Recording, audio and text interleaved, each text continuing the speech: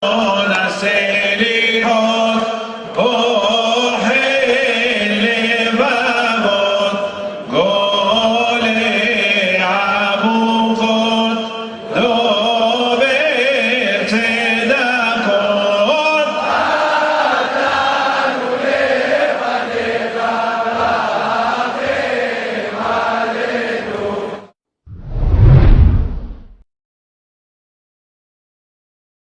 Istilah kiamat sedang dilemparkan sekitar hari ini sehubungan dengan pandemi coronavirus, ketika orang-orang mencari kata-kata yang tepat untuk mengekspresikan trauma yang kita rasakan pada skala global.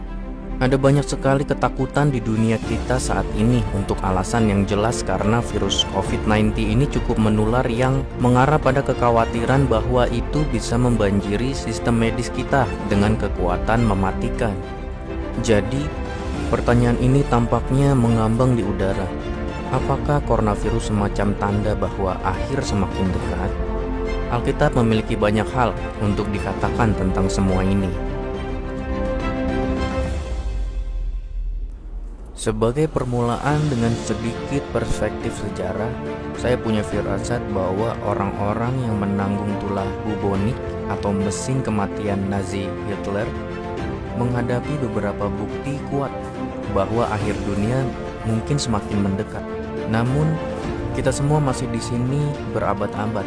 Setelah malapetaka itu dan beberapa dekade setelah Perang Dunia Kedua, untuk lebih jelasnya saya tidak meremehkan keadaan kita saat ini atau apa yang diceritakannya kepada kita tentang hari akhir. Faktanya, ketika seluruh dunia benar-benar menghadapi kuncian, orang-orang sekarat di seluruh dunia, dan ekonomi sedang dirusak, saya pikir itu adalah beberapa bukti serius bahwa Tuhan ingin kita memperhatikan firman-Nya dengan cermat. Dalam Lukas 21 ayat 9-11, Yesus menjelaskan bahwa sebelum akhir zaman, kita akan melihat peningkatan dalam sejumlah jenis bencana di dunia kita, termasuk tulah. Dan apabila kamu mendengar tentang peperangan dan pemberontakan, janganlah kamu terkejut, sebab semuanya itu harus terjadi dahulu, tetapi itu tidak berarti kesudahannya akan datang segera. Dia berkata kepada mereka, bangsa akan bangkit melawan bangsa, dan kerajaan melawan kerajaan, dan akan terjadi gempa bumi yang dahsyat, dan di berbagai tempat akan ada penyakit sampar dan kelaparan. Dan akan terjadi juga hal-hal yang mengejutkan dan tanda-tanda yang dahsyat dari langit. Dunia kita tentu saja mengalami semua hal itu dengan ukuran tertentu, dan mereka tampaknya meningkat, dari tsunami ke gempa bumi besar, dari perang ke terorisme Islam global, dari tulah belalang dan penyakit hingga bulan darah dan tanda-tanda lain di langit. Itu adalah semua terjadi di sekitar kita dalam sejarah baru-baru ini. Tetapi beberapa kutipan dari bagian itu menarik perhatian saya. Pertimbangan frasa, akhir tidak segera ikuti. Saya bukan ahli ekskatologi, tetapi bagi saya frasa itu berarti peristiwa traumatis yang terjadi di dunia kita, termasuk pandemi coronavirus, menunjukkan bahwa kesimpulan ada di cakrawala. Tetapi kita tidak dapat membaca tanda-tanda khusus ini untuk berarti bahwa kesimpulannya akan langsung. Ungkapan lain yang menarik perhatian saya adalah jangan takut. Di seluruh tulisan suci, Tuhan memberitahu kita jangan takut.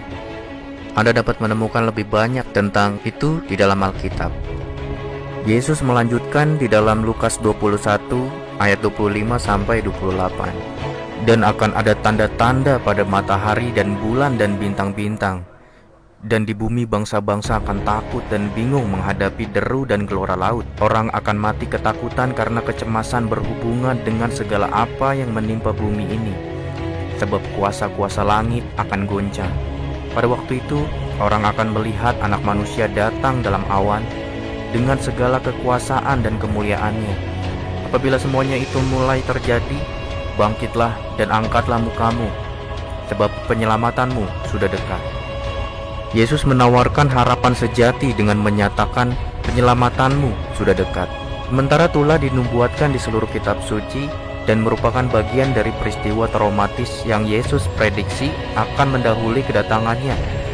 Belas kasihan juga jelas merupakan jantung Bapa Surgawi kita. Keinginannya sebagai Bapa yang melindungi adalah untuk melindungi anak-anaknya. Penulis Joero Sanger menjelaskan bahwa ada banyak ayat di seluruh Alkitab di mana Allah menjelaskan bahwa dalam belas kasihannya Dia akan mengguncang individu dan bangsa dalam keinginan untuk mendapatkan perhatian kita dan menarik kita kepadanya. Dalam Amos 9 ayat 9, Tuhan Allah berkata, "Aku akan mengguncang rumah Israel di antara semua bangsa." Dan dalam Hagai 2 ayat 7 Dia berkata, "Aku akan mengguncang semua bangsa." Juga Ibrani 12 ayat 26 berkata, "Waktu itu suaranya menggoncangkan bumi, tetapi sekarang Ia memberikan janji, satu kali lagi Aku akan menggoncangkan bukan hanya bumi saja, melainkan langit juga." Rakyatnya Israel memahami konsep itu dengan cukup baik. Dalam perikop dari 2 Tawarikh 20 ayat 9 ini, orang Israel menempatkan iman mereka kepada Allah untuk melindungi mereka dari malapetaka. Perikop lain yang sering dikutip dari Tawarikh membahas masalah perlindungan dan kuasa Allah untuk menyelamatkan. Kebanyakan orang mengutip ayat 14 dari 2 Tawarikh 7, tetapi mereka tidak selalu menyebutkan bagian dalam ayat 13 yang berbicara tentang tulah. "Bila mana Aku menutup langit sehingga tidak ada hujan, dan bila mana Aku menyuruh belalang memakan habis hasil bumi, dan bila mana Aku melepaskan penyakit sampar di antara umatku, dan umatku yang atasnya namaku disebut, merendahkan diri, berdoa dan mencari wajahku, lalu berbalik dari jalan-jalannya yang jahat, maka Aku akan mendengar dari surga dan mengampuni dosa mereka, serta memulihkan negeri mereka."